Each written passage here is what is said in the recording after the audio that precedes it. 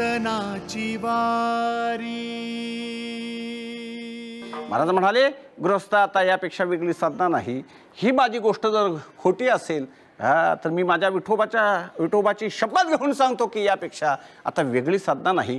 पण त्या गृहस्थाने विचारलं, महाराज तुम्ही सांगितलेली ही नामसाधना कोणी करतो का हो? महाराज म्हणाले, गृहस्था ही साधना जो कोणी करतो तो शहाणा, अभंगाचं शेवटचं चरण। तुका म्हणे सोबे आहे सर्व उडी, तुका म्हणे सोबे आहे सर्व उडी, तुका म्हणे सोबे आहे सर्व उडी, तुका म्हणे सोबे आहे सर्व उडी, शहाणा तो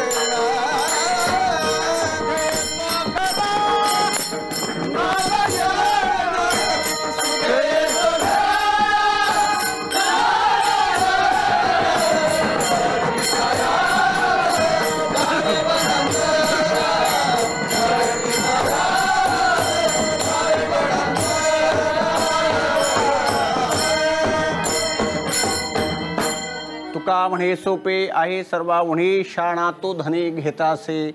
महाराज म्हणाले जो कोणी ही साधना करतो तो मात्र शहाणा। शहाणा वेगळा आणि हुशार वेगळा। असं आहे, प्रपंच वाढवतो त्याला हुशार म्हणावा आणि परमार्थ वाढवतो त्याला शहाणा म्हणावा। हरिपाठाची पानं चालतो त्याला शहाणा म्हणा, ज्ञानेश्वरीची पानं चालतो त्याला शहाणा म्हणा, गाथ्याची पानं चालतो त्याला शहाणा म्हणा। शहाणा जो आहे तो परमार्थ वाढवतो, पण हुशार जो आहे तो मात्र प्रपंच वाढवत असतो। याची टोपी त्याच्या डोक्यात, त्याची टोपी याच्या डोक्यात आणि दोघांची टोपी आपल्या डोक्यात, असं जो करतो त्याला हुशार म्हणावा।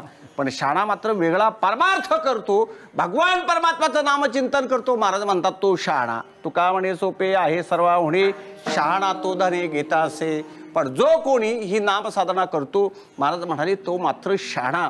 ईश्वराकडे जाण्याकरता संतांनी शास्त्राने अनेक मार्गाचं प्रतिपादन केलेलं आहे।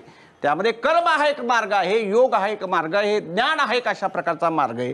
पण कर्म मार्ग सूक्ष्म आहे, योग मार्ग दुस्तर आहे आणि ज्ञान मार्गाचे आपण अधिकारी नसल्या कारणाने नामसाधना हाच तुमच्या आमच्याकरता संतांनी सांगितलेला मार्ग आहे। विठ्ठला विठ्ठला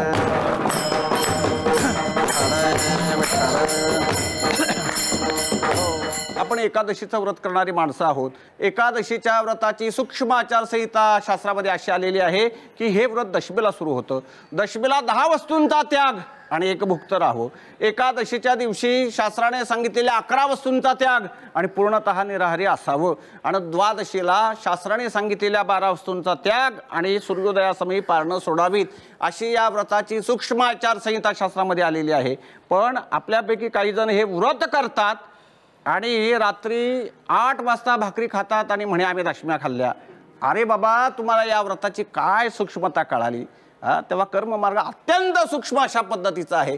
कर्ममार्ग यथासांग होण्याकरता सामाजिक परिस्थिती अनुकूल असावी लागते, राजकीय परिस्थिती अनुकूल असावी लागते आणि स्वतःला शास्त्रीय आणि लौकिक असं दोनही प्रकारचं ज्ञान असेल तरच कर्ममार्ग यथासांग होईल, अन्यथा नाही। विठ्ठला विठ्ठला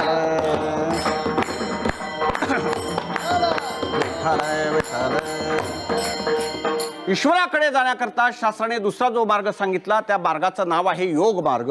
योग मार्ग इतका क्लेशकारक अशा पद्धतीचा आहे की त्या योगाने तहान लागली तर तहानच प्यावी, भूक लागली तर भूकच खावी, थंडी लागली तर त्याने थंडीच पांघरून घ्यावी, असा हा योग मार्ग अत्यंत क्लेशकारक अशा पद्धतीचा आहे।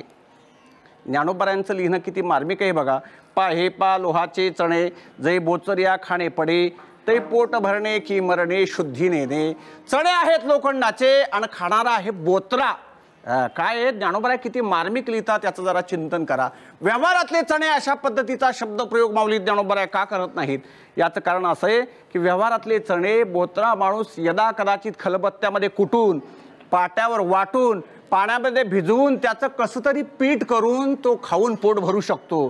पण चणे आहेत लोखंडाचे. अहो लोखंडाचे चणे ज्याचे हिऱ्यासारखे मजबूत कठीण दात आहेत त्याला तरी लोखंडाचे चणे खाता येतील का बोला. म्हणजे लोखंडाचे चणे खाऊन बोत्र्या माणसाचं पोट भरणं जितकं कठीण तितका हा योग मार्ग कठीण आहे. विठ्ठला विठ्ठला विठ्ठल विठ्ठल. शिवाय या योग मार्गाकरता शास्त्राने असं म्हटलेलं आहे की त्या योग्याने स्थिर स्वरूपाचं आसन घालावं. स्थिर सुखमासनम. स्थिर स्वरूपाचं सुखकारक आसन त्या योग्याने घातलं पाहिजे. तुम्हा आम्हाला स्थिर स्वरूपाचं आसन घालता येणं शक्य आहे का बोला. कीर्तनाच्या 1-1.5 तासामध्ये 84 आसनं करणारे आपण माणसं या मांडीवरून त्या मांडीवर सारखं आसन बदलतोय. आपण योग मार्गाकरता स्थिर बसणार का बोला. विठ्ठला विठ्ठला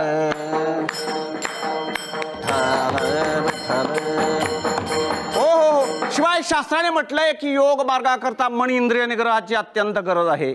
आपण काय मनाचा निग्रह करणार. आपण काय इंद्रियाचा निग्रह करणार महाराज. रात्री काही खाल्ल्याशिवाय आपल्याला झोप लागत नाही आणि सकाळी उठल्याबरोबर चहा पिल्याशिवाय आपल्याला काहीच काम सुचत नाही. अशी आपण माणसं योग मार्गाकरता इंद्रिय निग्रह करणार का बोला. गाथामूर्ती श्री गुरु चंद्रशेखर महाराज देगलूरकर सांगतात जिथं वर्षाला पाळणा हलतोय अशा सर्वसामान्य जीवांकडून योग मार्गाकरता इंद्रिय निग्रहाची काय अपेक्षा धरणार. विठ्ठला विठ्ठला.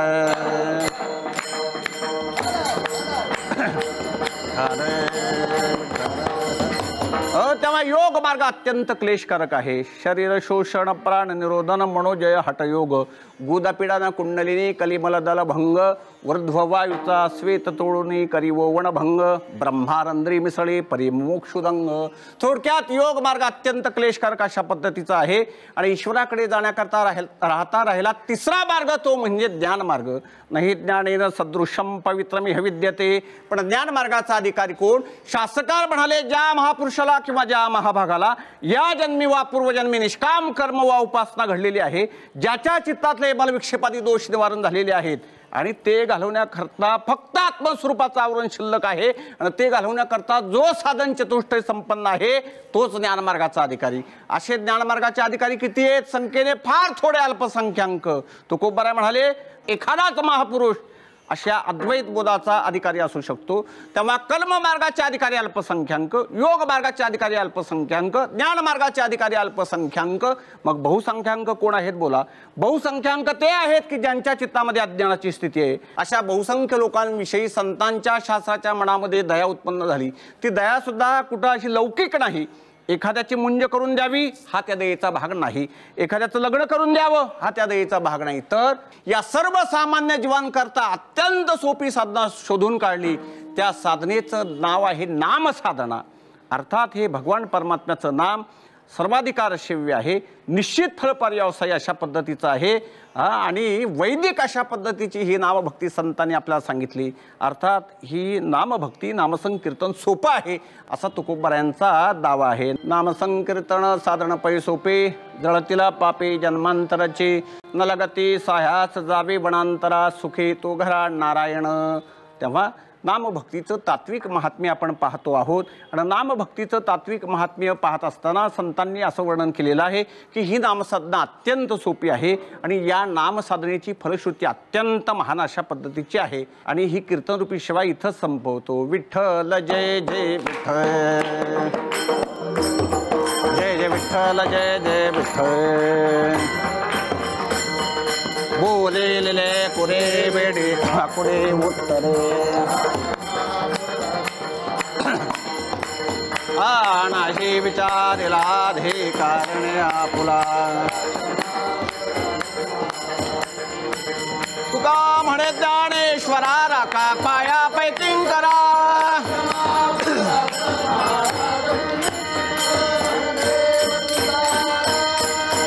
देव तुकाराम ज्ञानदेव तुकाराम ज्ञानदेव तुकाराम ज्ञानदेव तुकाराम तुकाराम तुकाराम तुकाराम तुकाराम तुकाराम.